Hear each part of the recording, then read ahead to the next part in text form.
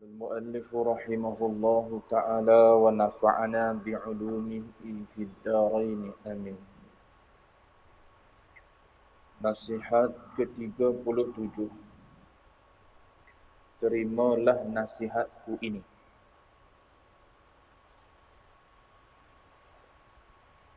Ayyuhal aibu qawli abisan inna tibal wardi mu'zi bil ju'al ud an ashumi lafzi wastatir la yusibannaka sahmun min su'al.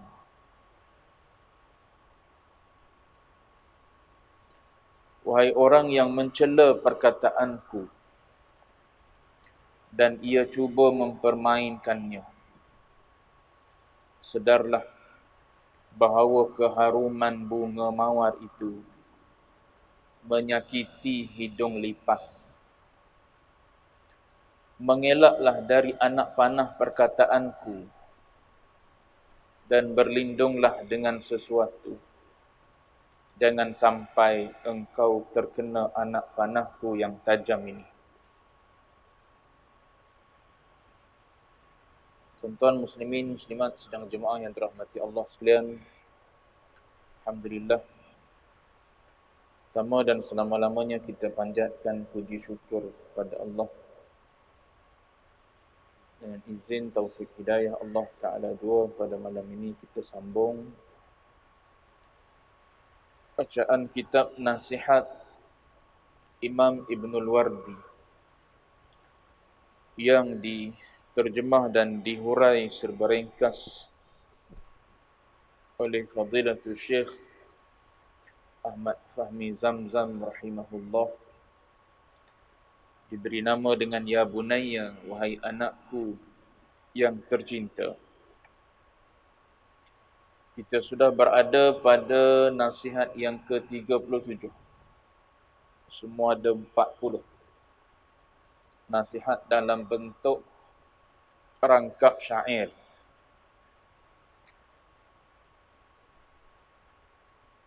Di hujung ini 7 rangkap yang ada di depan kita. Yang saya bacakan tadi 2 rangkap. Kemudian belakang tu ada 3, belakang lagi ada 2. 7 rangkap syair ini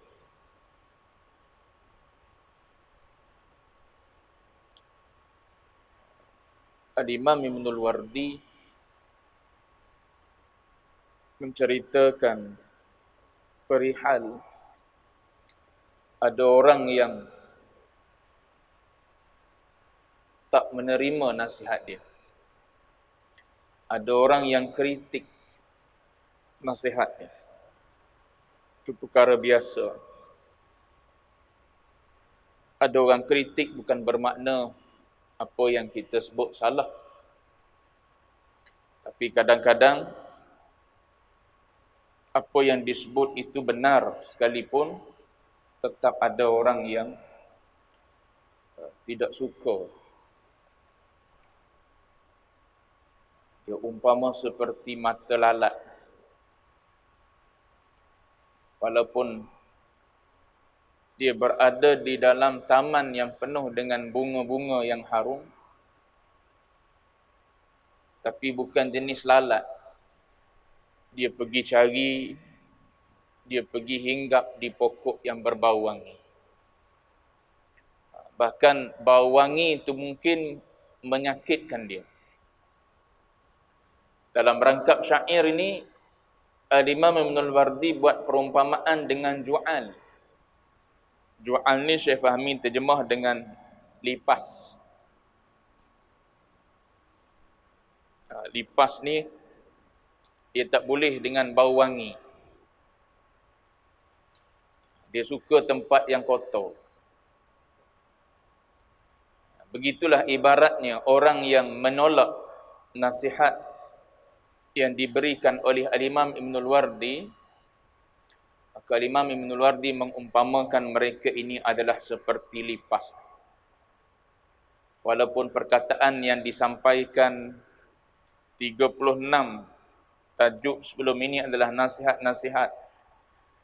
Yang disebutkan itu semuanya adalah nasihat yang baik-baik, tapi tetap ada orang yang tidak menyukai, orang yang tidak bersetuju, orang yang mengkritik pendapat yang disebut oleh beliau.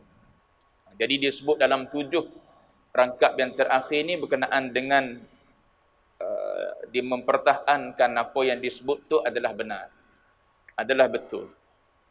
Walaupun ada orang yang cuba untuk mengaibkan perkataan dia. Baik, tengok dia sebut. Ayyuhal aibu qawli abisan. Wahai orang yang mencela perkataanku dan ia cuba mempermainkannya. Buat main-main perkataan nasihat yang dia sebut. Inna tibal wardi mu'zi bil ju'an. Ini perumpamaan yang dibuat oleh Imam Ibnul Wardi. Sedarlah bahawa keharuman bunga mawar itu menyakiti hidung lipas. Seorang yang mengkritik beliau, orang yang tak bersetuju dengan nasihat-nasihat beliau, walaupun nasihat itu baik, maka dia kata umpama seperti lipas. Dia akan lari daripada apa? Daripada wangian bunga mawar. Ada penyair sebut wa kam min aibin. Berapa ramai orang yang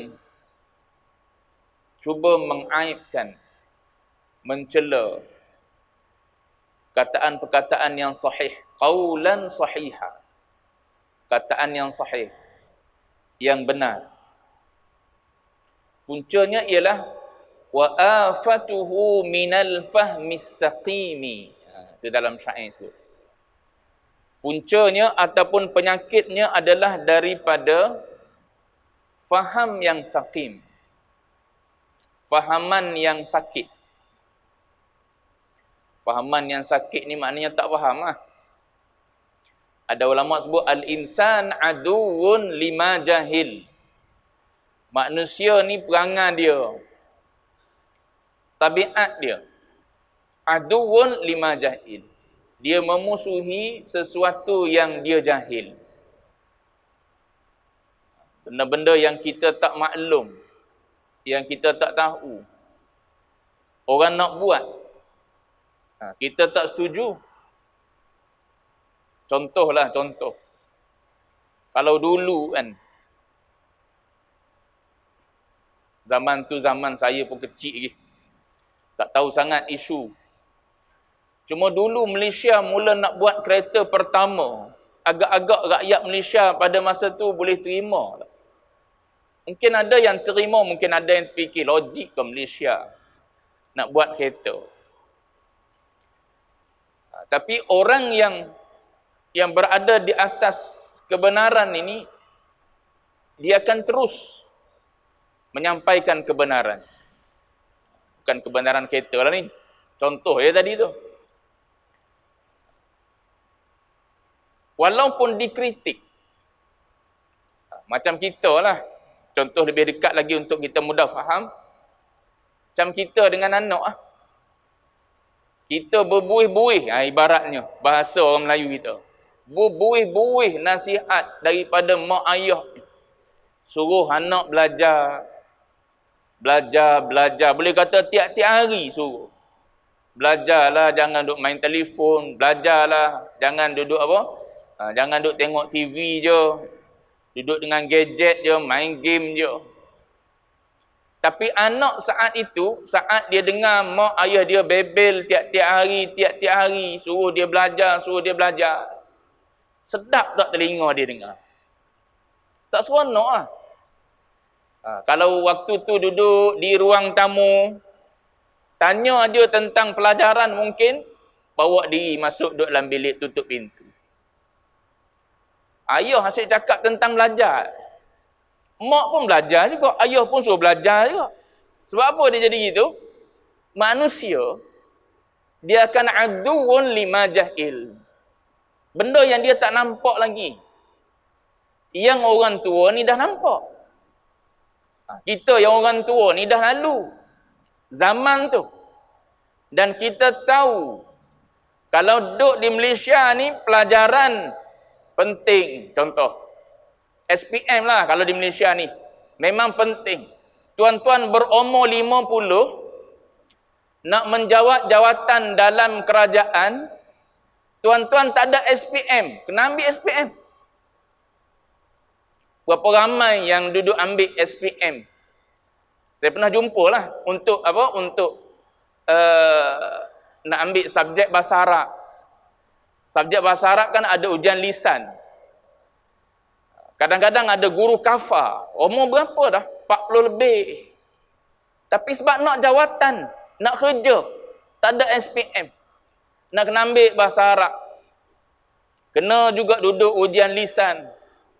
Bercakaplah bahasa Arab sikit sebanyak, kita pun tolong bantulah. Sebab apa?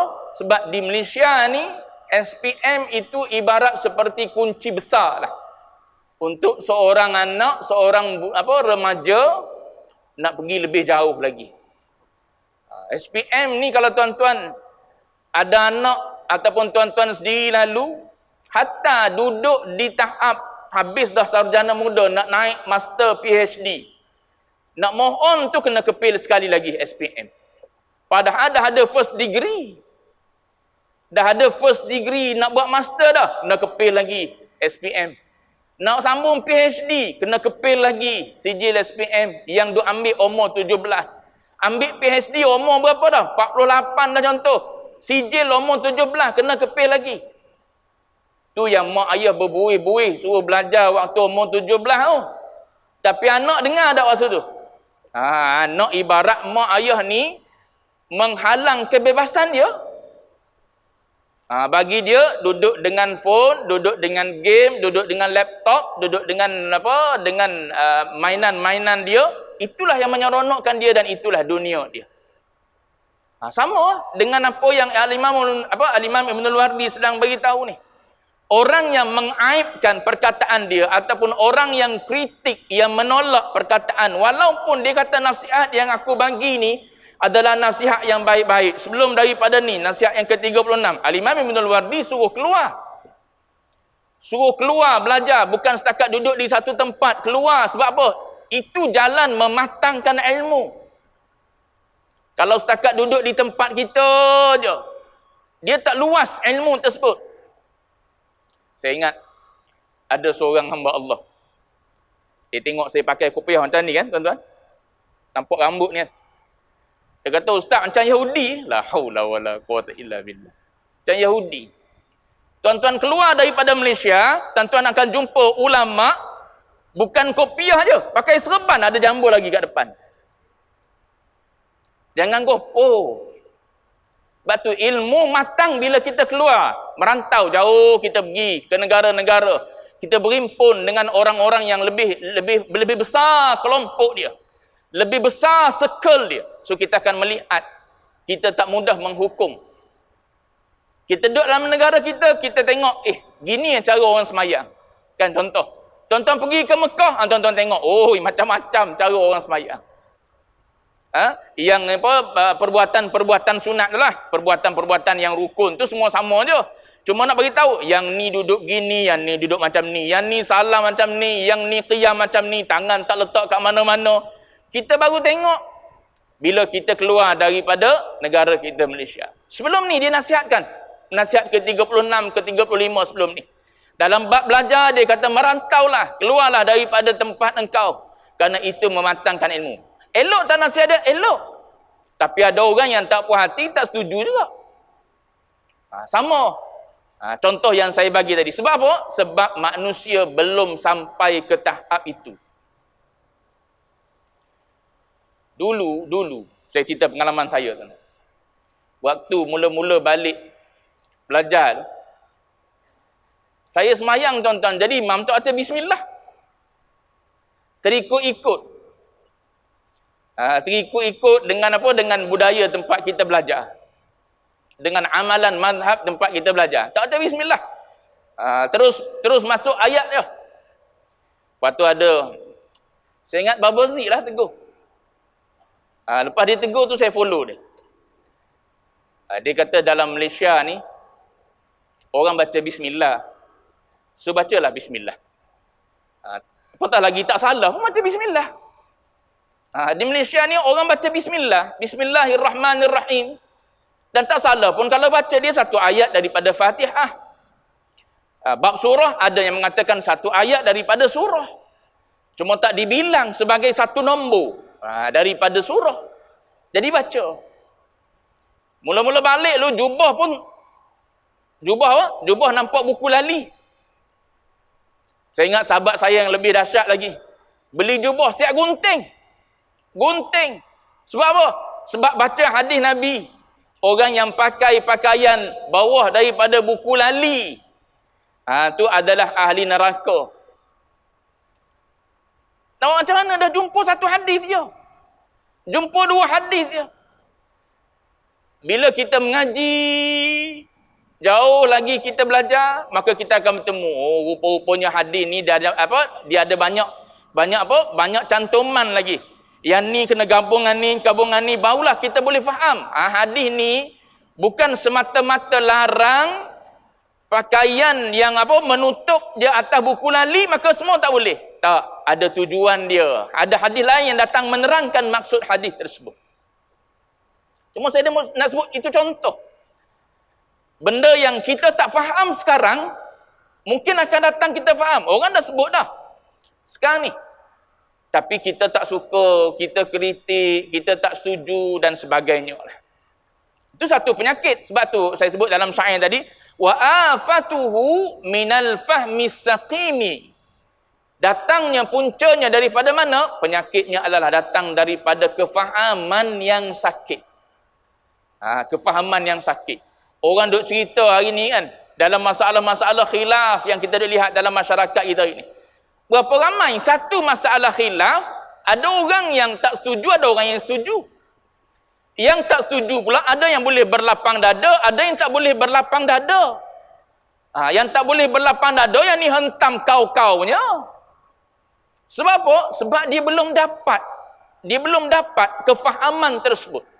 Apa yang orang dah faham, dia belum faham lagi. Sebab tu dia kritik. Sebab tu dia tak setuju.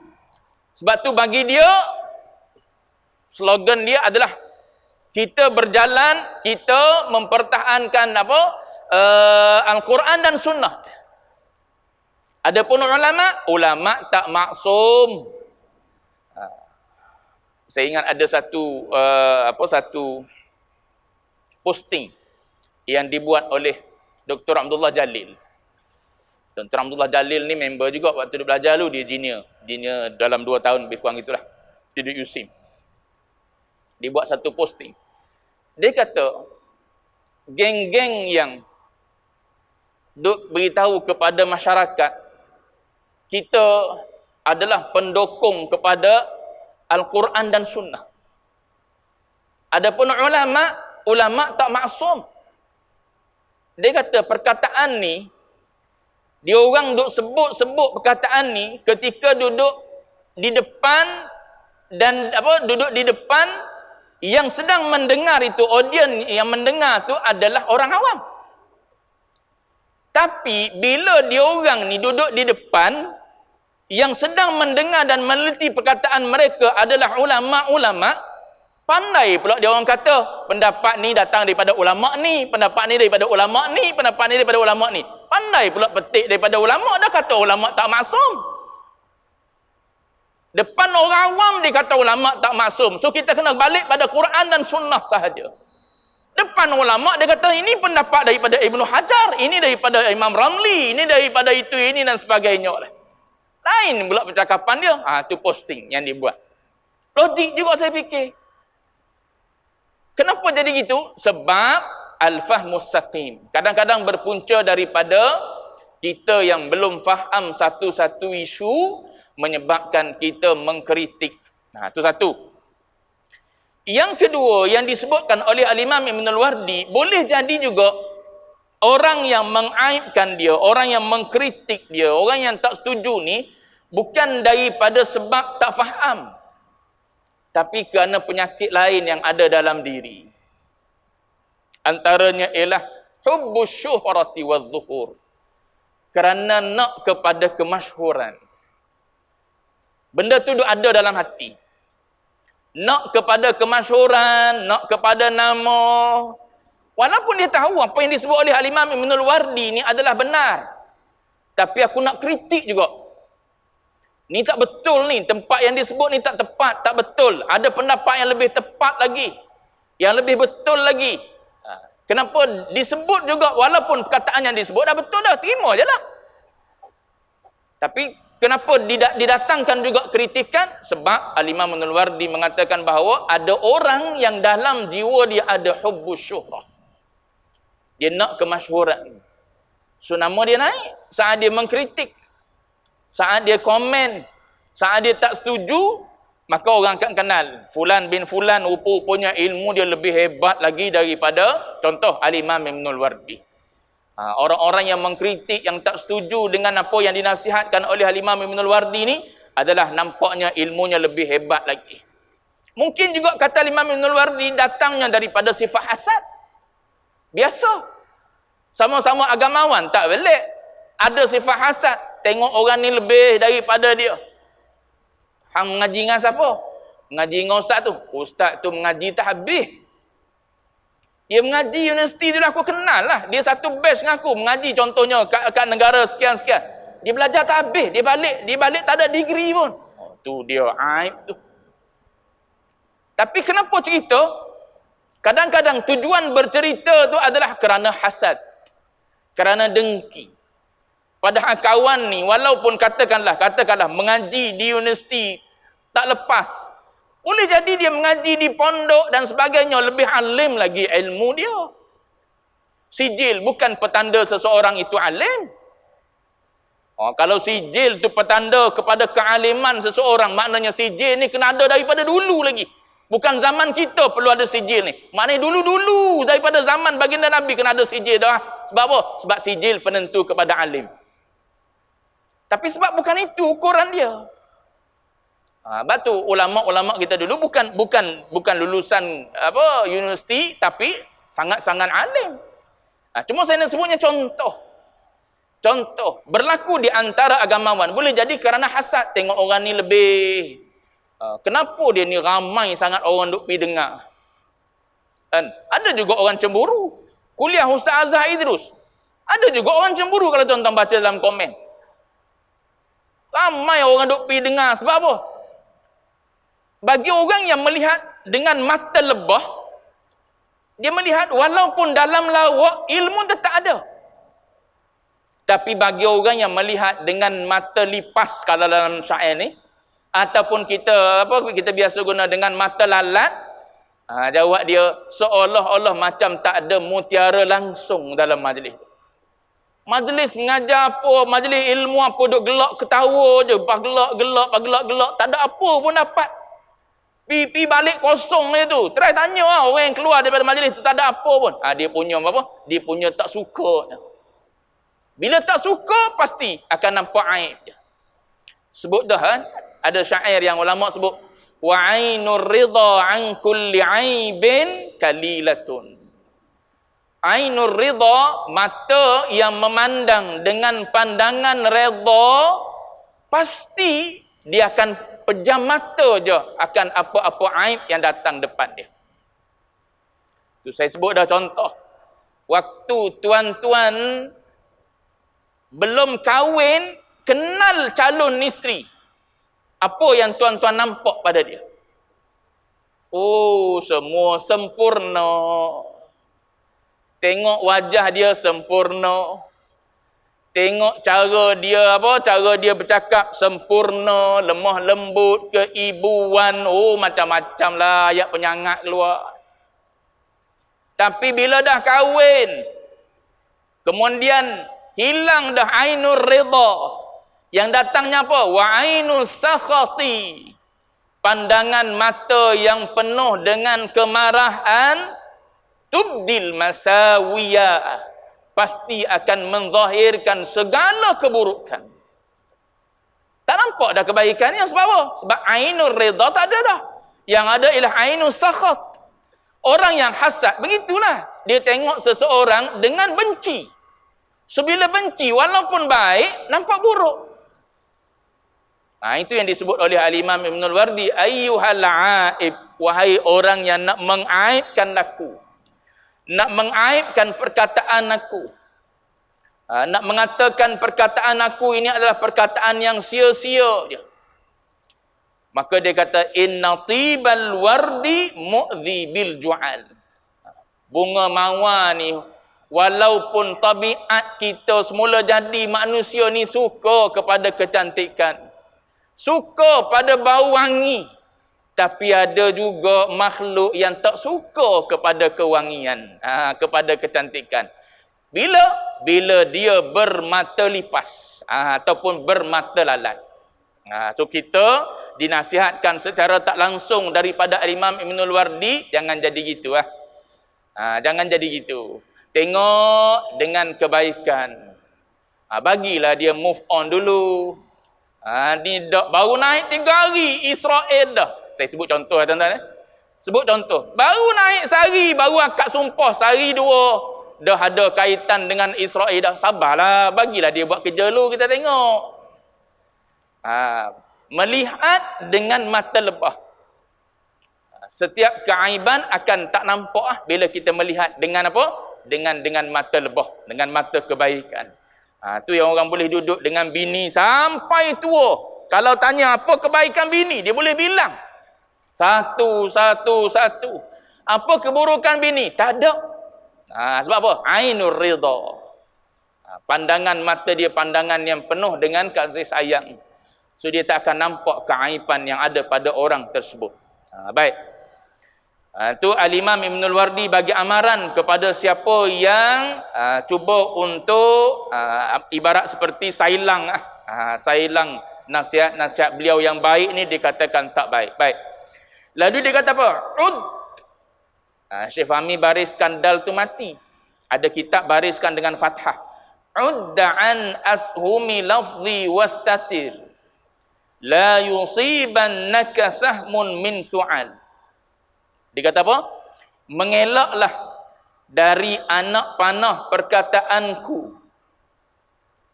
Dan berlindunglah dengan sesuatu. Jangan sampai engkau terkena anak panahku yang tajam ini. Ni dia panggil ashumi lafzi ni. Perkataan yang Imam Ibn Wardi guna. Ashumi lafzi.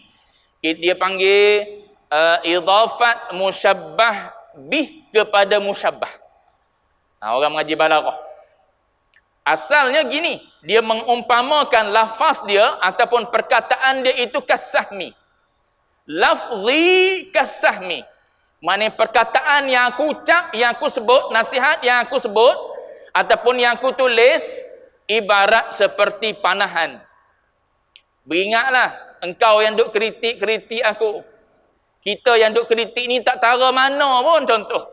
Kritik pula ulama-ulama yang alim. Contoh. Macam ada satu syair sebut apa? Qad tunkirul ain dia.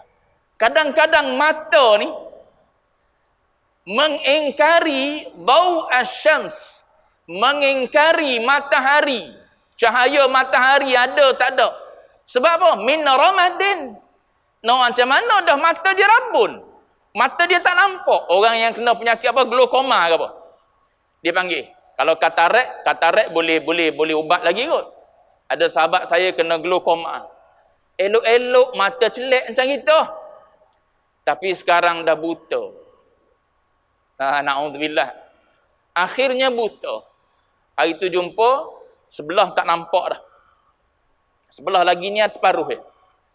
Tanya dia buat rawatan tak? Buat rawatan. Tapi dia kata rawatan tu sekadar nak memperlambatkan buta je. Memang akan buta, cuma nak memperlambatkan buta. Ni contoh, ulama sebut. Qatum kiru. Ada orang yang ada mata. Tapi mata dia disebabkan oleh rabun, tak nampak, ada katarak dan sebagainya lah. Dia kata, hari ni tak ada matahari ya. Padahal orang panah. Padahal orang yang mata celek ni, Nak celak mata pun tak boleh berair mata. Sebab apa? Cahaya matahari terang. Dia yang tak nampak. Nak macam mana? Dah mata dia yang rabun. Ataupun mata dia yang tak nampak. Begitulah juga. Ada orang yang makan sesuatu makanan yang sedap. Kata penyair. Tapi dia rasa tak sedap. Sebab apa? Min saqamin. Sebab dia orang sakit. Orang viral tempat makan tersebut teramat-amat sedap. Pukul 7 dah beratur. Nak makannya telur gedik je. Tapi pukul 7 dah beratur. Kedai buka pukul berapa? Pukul 7.30. La haula wala quwata illa billah. Ada yang macam tu. Tuan-tuan pergi cari yang viral-viral ni. Tapi bila kawan ni makan, tak ada sedap apa. Tak sedap macam mana? Nak sedap macam mana? Sebab dia sakit. Sama ni. Perkataan Imam Ibn al-Wardi, kita baca satu-satu nasihat dia. Sedap sungguh nasihat dia. Tak payah pergi jauh. Kita baca Quran. Tuan-tuan yang ada dalam masjid ni, baca Quran. Sedap baca Quran. Lepas muka. Oh, ada orang yang baca Quran tak sedap. Tak ada manis. Macam mana orang ni boleh baca Quran? Lepas muka baca Quran. Boleh khatam tiap-tiap bulan sekali. Aku nak habis 1 juzuk sebulan pun tak boleh. Tu beza sedap tak sedap. Kenapa dia boleh sedap? Yang ni tak sedap? Sebab kita ada penyakit. Orang ni baca sedap sebab dia dah merasai kelazatan kalam Allah Ta'ala. Macam mana boleh kalam Allah Ta'ala tak sedap? Itu kan kalam kekasih. Kalam kekasih ni tak ada yang tak sedap lah. Semua sedap. Tuan-tuan yang tak sempat dengan zaman moden ni tak ada lah pernah rasa telefon atas telinga. Anak-anak muda ni yang bergayut. Kat mana dulu? Kat tepi-tepi jalan kan? Bubur siling. Lepas tu pegang telefon. Ada orang nak bercakap di belakang lagi. Tunggu, beratur, kawan ni duk bergayut. Dulu adalah istilah bergayut. Sekarang ni tak ada lah istilah bergayutnya. Cuma nak sebut contoh. Kenapa jadi macam tu? Sebab seronok dengan kalam kekasih. Al-Quran ni lebih daripada kalam kekasih lagi. Sedap bacaan dia. Baca mendatangkan kemanisan dalam jiwa. Tapi kenapa kita baca tak sedap? Iyalah sebab kita sakit.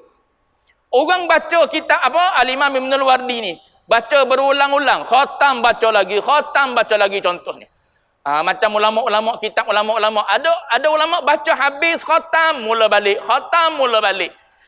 Kenapa jadi gitu? Sebab sedap apa yang ditulis tersebut. Kena dengan jiwa. Tapi bagi orang yang ada hasad, maka bagi dia itu satu kepahitan yang tak seronok untuk didengar, untuk dibaca. Jadi Al-Imam Ibn al-Wardi mengingatkan, dia kata, beringat dalam engkau mengkritik, dalam engkau mengatakan keaiban terhadap diri aku, perkataan aku ni, kata Imam Ibn al-Wardi, ibarat seperti panah. Seperti panah. Jangan sampai panahan perkataan aku terkena pada engkau. La yusibannaka sahmun min su'al. Su'al ni adalah qabilah. Qabilah Arab yang cekap memanah. Jangan sampai jadi macam tu. Engkau beritahu aib aku macam ni. Nanti kalau aku jawab satu-satu, terbongkar keaiban engkau. Terbongkar keaiban kejahilan kita, yang menolak nasihat yang disebut oleh Al-Imam Ibn al-Wardi. Sebab orang yang mengkritik ni ibarat mengkritik orang yang alim. Orang yang tahu dalam ilmu tu sesuatu yang sangat luas. Kita yang tahu sikit sebanyak nak mengkritik orang yang tahu banyak. Ibarat seperti kisah Nabi Musa dengan Nabi Khidir. Nabi Musa yang bertanya 1, 2 dan 3 bertanya. Sedangkan ilmu yang ada pada Nabi Khidir adalah ilmu yang dilimpahkan oleh Allah Ta'ala yang teramat luas. Engkau saja melihat ini salah. Engkau melihat tebuk kapal salah. Engkau melihat bunuh kanak-kanak tersebut salah. Engkau melihat aku bangunkan rumah tersebut salah. Tapi bila Nabi Khidir menceritakan satu keajaiban itu zahir di depan Nabi Musa alaihissalam. Sebab tu kata baginda Nabi, sallallahu alaihi wasallam, kalaulah saudaraku Musa ini sabar, nescaya banyak lagi keajaiban ilmu Allah yang boleh kita lihat. Cuma nak sebutnya, kita orang awam yang tak ada apa-apa, ataupun kita ibarat seperti ustaz cabuk, maka tak perlulah mengkritik para ulama yang lebih luas ilmunya. Ini ibarat perkataan yang disebut oleh Imam Ibnul Wardi. Baik. 2. Kemudian sambungan dia. Ini nasihat dia lagi. La yaghurrannaka linun min fata. Inna lil hayati linan yu'tazal. Ini dibuat perumpamaan dia banyak ni. Ana mithlul ma'i sahlun sa'irun wa mata sukhina adha wa qatal. Ana kal khayzuri sa'bun kasruhu wa huwa linun kaifama syi'tan fatal. Tengok, saya baca. Sebab jam dah berkelip. Dia kata yang pertama, jangan kau tertipu dengan kelembutan yang nampak dari seorang anak muda. Engkau tengok aku ni orang muda, so sedaplah engkau kritik aku. Nama pun anak muda. Walaupun kita tengok dia anak muda, tapi bila sebut anak muda ngak banding dengan kita yang tua, siapa yang lebih punya kekuatan? Anak muda. Anak muda kekuatan tengah bertambah. Kita kekuatan orang tua ni semakin berkurang. Walaupun kita tengok dia lemah lembut, sopan santun, tak membalas apa yang orang tua kata, contoh. Ni Al-Imam Ibnul Wardi sebut. Jangan kau tertipu dengan kelembutan yang ada pada seorang pemuda. Sebab apa? Dibuat perumpamaan. Kerana ula-ula yang besar itu memang kelihatannya seperti diam saja. Inna lil hayati linan. Ula-ula ni nampak lembut ya. Lembut, mana ada tulang apa? Tulang belakang ke dia? Tulang rusuk ke apa? Tak ada. Lembut je menjalar. Tapi yu'tazal dia kata. Orang tengok ulah ni orang lari. Itu ibarat dia. Engkau tengok aku lembut. Engkau kata gini aku tak jawab. Engkau kata gini aku tak jawab. Tapi engkau kena ingat, sampai satu masa, kalau aku jawab dia orang akan lari. Tak beranilah. Tu ilmu dia nak bagi tahu. Ilmu yang dia sampaikan tu, betapa Al-Imam Ibnul Wardi ni yakin sungguh kebenaran, kebaikan di atas nasihat yang telah disampaikan ni. Jangan kau tengok aku tak menjawab apa, maka engkau duduk menyakiti aku. Bahkan dia kata, ular pun lembut, tapi bila orang tengok orang lari. Kenapa? Kerana di ular tersebut ada bisa yang boleh membunuh. Tu yang ulama sebut tu. Ulama menyebutkan darah para alim ulama itu adalah racun. Darah para alim ulama itu adalah racun yang boleh membunuh kita. Baik. Ana mithlul ma', dibuat perumpamaan lagi. Aku ni macam air. Lembut air. Air lembut, boleh bentuk. Bubuh dalam bekas bulat, dia jadi bulat, 4 segi jadi 4 segi dan sebagainya lah. Sahlun sa'irun, mudah tunduk, senang dibentuk serta mudah diminum. Tapi ingat dia kata, mata sukhina, bila air tadi yang lembut dia, yang tak ada rasa apa masuk di leher kita, senang saja kita telan dia masuk dalam perut kita. Tapi ingat, bila air ni sukhina, air ni dipanaskan, apa akan jadi kalau kena kita? Adha wa qatal. Air ni walaupun tadinya lembut, dia boleh membunuh dan boleh menyakiti kita. Begitulah juga dia kata seperti buluh. Buluh nampak lembut, tapi bila kita nak patahkan dia, nak pecahkan dia, dia kata susah. Begitulah dia kata, aku ni dia kata, walaupun seramai mana pun orang yang cuba untuk mematahkan dia daripada menyampaikan kebenaran kebaikan, maka tidak akan ada orang yang boleh menyekat, menghalang dia daripada menyampaikan kebaikan. Itu di antara 3 tashbih perumpamaan yang dibuat oleh Al-Imam Ibnul Wardi untuk mempertahankan nasihat-nasihat baik yang dia sampaikan dalam kitab beliau ini. Baik. Habis dulu situ, akan datang sambung lagi 2 daripada 7 teguran Al-Imam Ibnul Wardi terhadap orang yang cuba untuk mengaibkan beliau. Wallahu a'lam wa ilmuhul atam.